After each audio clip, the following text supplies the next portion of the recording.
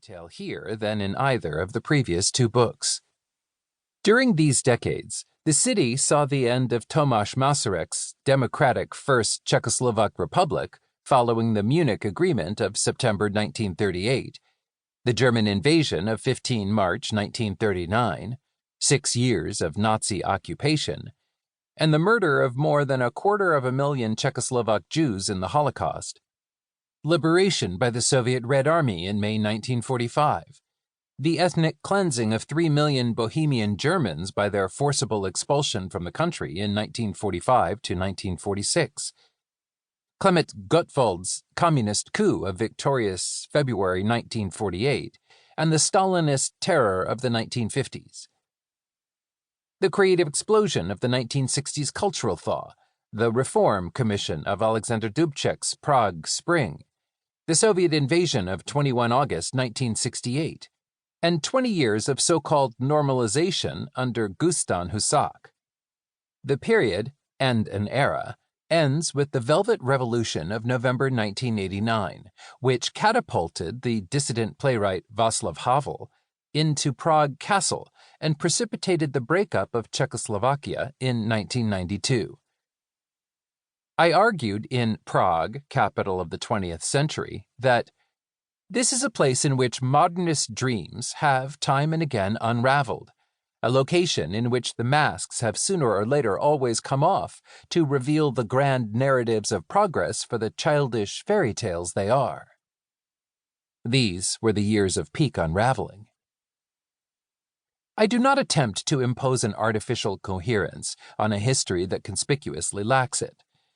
In the words of Walter Benjamin, whose study of 19th century Paris in The Arcades Project has been a continual inspiration for my work on Prague, I want to allow the rags, the refuse that gets lost in the grander narratives of modernity to come into their own. As I explained in the introduction to Prague, capital of the 20th century, I'm interested in the details that derail. My method is that of Benjamin's literary montage, whose intent is to discover in the analysis of the small individual moment the crystal of the total event. I weave a tapestry out of such moments, letting the people who populate my pages speak in their own voices as much as possible.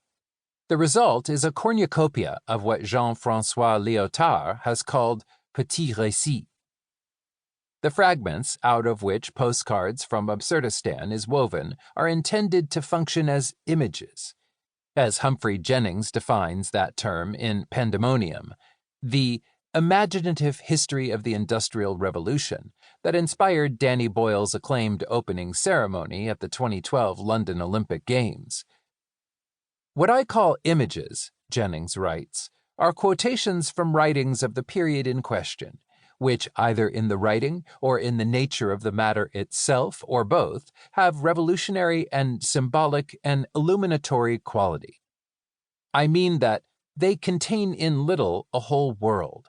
that they are the knots in a great net of tangled time and space,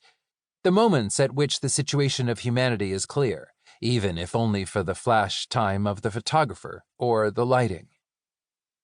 Benjamin speaks similarly of dialectical images, in which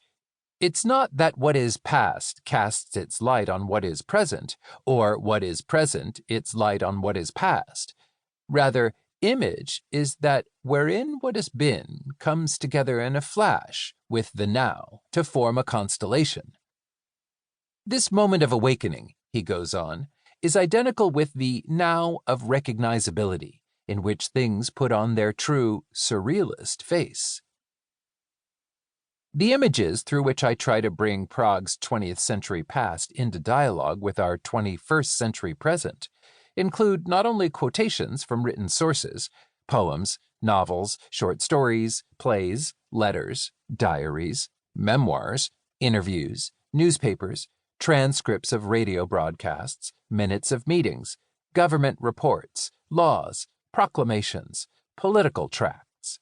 but also buildings, paintings, sculptures, photographs, book covers, exhibitions, stage sets, films, TV programs, cartoons, operas, songs,